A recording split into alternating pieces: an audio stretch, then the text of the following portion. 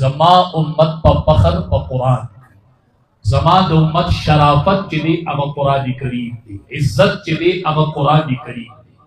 که زما امت خپل عزت ګوري او خپل افتخار ګوري نه هغه په قران سره چې دی امت سره دسی کتاب موجود دی چې په مخ د ځمکه په موجوده دور کې هغه کتاب چې رب را لېږلی او په هغه ژبه کې محفوظ چې په کومه ژبه کې رب را لېږلی په مخ د ځمکه هغه یو کتاب دی چې هغه قرآن کریم. الحمدلله موږ هغې ته ناست یو.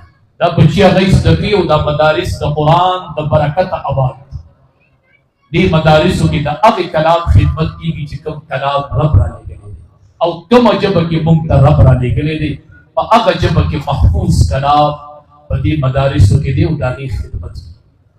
نبی کریم صلی الله علیه وسلم فرمایي من سلک طریقا یطلب فیه علما، څوک چې په هغه لار روان شي چې دی په هغې کې د علم طلب د علم طلب کوي او په دې لار را روان د کوره راووت طالب دی مدرسې ته ځي کپړې اغوستې دي د موره جدا شو د پلاره جدا شو مدرسې ته روان شو کور نه راووت سلک الله به طریقا من طرق الجنه. نبی علیہ السلام فرمایي دې الله روان کو په یوه لار د لارو د جنت، دا د جنت لار د علم لار، دا د جنت لار ده د قرآن لار. سلک الله به طریقا من طرق الجنه.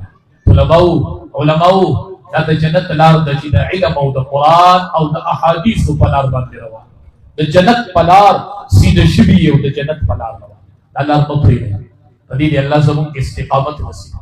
او نبی کریم صلی الله علیه وسلم فرمایي وَإِنَّ الْمَلَائِكَةَ لَتَضَعُ أَجْنِحَتَهَا رِضًا لِطَالِبِ الْعِلْمِ چې کله طالب علم د کوره ووځي او دې قدم څنګه وادي او دې علم نه روان شي، دې کور پرېږدي او دې پلار پرېږدي او دې رشته دار پرېږدي او دې کلي او قبیله پرېږدي روان شي.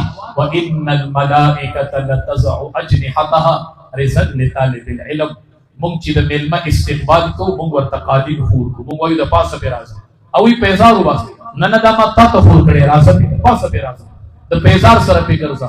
او د علم طالب چې د کوره وځي رب العالمین د استقبال د ملایکو په وزرو باندې ملایکو ته وایي وزرې ورته خوري. دا د علم طالب دی، علم د الله صفت دی، علم یو نور الهي دی، دی په علم زده کوي، دی به رڼا راوړي دته ملایک خپلې وزرې وړي.